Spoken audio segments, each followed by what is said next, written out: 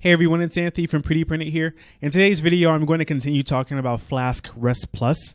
And the topic I'm going to talk about within Flask-RESTPlus today is response marshaling. So basically, you can think of response marshaling as Flask-RESTPlus knowing what you're supposed to be returning and also modifying whatever you're returning to look a certain way. So of course, this always is easier to explain once you see the code. So what I'll do is I'll start by modifying the dictionaries that go into languages. So I'm going to add an ID, and I'll give this one an ID of 1 since it's the first one. And in the post route here, what I'm going to do is I'm going to basically increment the ID by 1 every time a new language is added. So I'm going to change this a little bit. I'm going to call this new language API payload. So remember, this is just a dictionary. And in this dictionary, I'm going to create a new key called ID. And this ID will be the length of languages plus 1. So it's incrementing the ID. And I'm going to append that new language instead of the API payload directly. And then I'll return the same thing. So let's see that in action. So let me refresh, go to default. And then if I go to post for languages, I will add, let's say, JavaScript. Try it out, and language has been added. If I go to Git and try it out, now I see in my response body I have 2 languages. I have Python and I have JavaScript, and the ID for JavaScript is 2 while the ID for Python is 1. So that's exactly what I expected. So now what I want to do is I want to use the response marshaling functionality that comes with Flask-RESTPlus. And when I do that, we'll see exactly what happens. And I'm not going to add that much code, but you'll see how things dramatically change once I do this one thing. So I'm going to add a decorator on top of the get method. It's going to be api.marshal_with. And then if you can guess anything that I can pass into here, what I'm going to pass in is this representation of the API model. So a language. So just like expect, I'm passing in a language. And the reason why I'm doing that is because the form of my response is actually a language. It's a list of languages, but it's basically a language. So if I do that and then I run my API, so I'll refresh, keep hitting the wrong thing.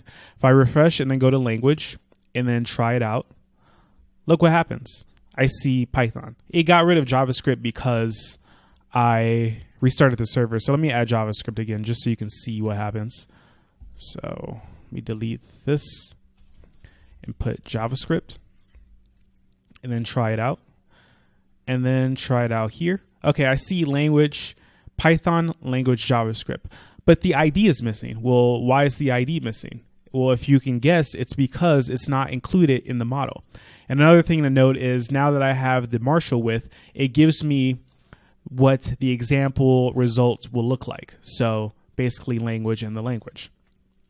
And the reason why this is important is because oftentimes you'll have an object or, just something with a bunch of data in it that has various keys to it.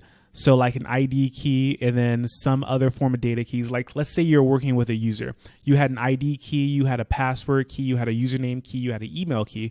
And if somebody was getting a list of users for your app for whatever reason, you wouldn't want to pass back, for example, the password. You wouldn't want to pass back the ID.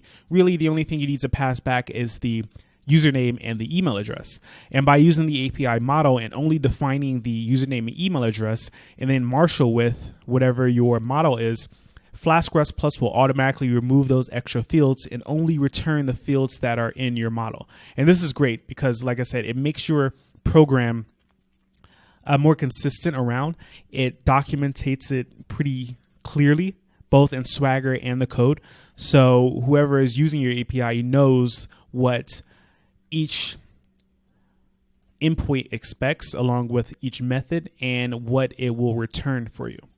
So if you're using something like SQL Alchemy, you can just pass the SQL Alchemy object directly to the return statement. And as long as you have a Marshal with, Flask-RESTPlus will take care of everything in there. And if I wanted to allow the ID, then I'd have to modify the model. So ID, and then fields, I believe, integer, and I'll just put ID for short. And then let's see if I then see it. So I'll refresh, go to the get, try it out. And now I see the ID there because I added it in the model. And I'll remove it because I'm not really interested in the ID. What I'll do is I'll just leave it as a comment next to it. So if you want to put that back in when you download the code, then you can go ahead and do that. And another thing you can do, and the last thing I'll do in this video, is I'll show you how to put an envelope. So typically in an API, you wouldn't return results this directly because it's kind of hard to describe in documentation. So basically you want an envelope saying like, take the result and then get some key in the result that gives you the actual results. So to be more clear, this is going to be the envelope argument, and I'll pass something like the data, and we'll see how this modifies the results. So you see the data there, and then it's a list of languages. And this is just kind of a convention when you're using APIs. So if you want to use that envelope, you can. If you don't want to use it, then everything in the list will be at the top level. But this makes it a JSON object where the first part of it is for the key, and the other method just makes it a list. So this is more conventional, but you don't necessarily have to use it. I mean, it's your API. You can do whatever you want with it, but this is a little more conventional. So there's a lot more that can be done with Marshaling, but this is the basics, and everything follows from this. So if you read the documentation on Flask-RESTPlus and you go to the response marshaling section, things should make sense given what I've explained in this video, because it's just an extension of what I explained. Like, you could rename the fields, you can have default values, but it's basically the same idea. It's basically you're setting the model, and then you're marshaling with that model, and then Flask-RESTPlus will automatically do things to your response data so it matches what the model is describing. So that's it for this video on response marshaling. If you have any questions, you can always leave a comment down below. If you like this video, please give me a thumbs up. And if you haven't subscribed to my channel already, please subscribe. And remember, if you haven't been to prettyprinted.com, please go there, check out the courses. I have a combination of premium courses and free courses. So anything in Flask that you want to learn, you can go there and learn it. So I will talk to you next time. Thank you for watching this video.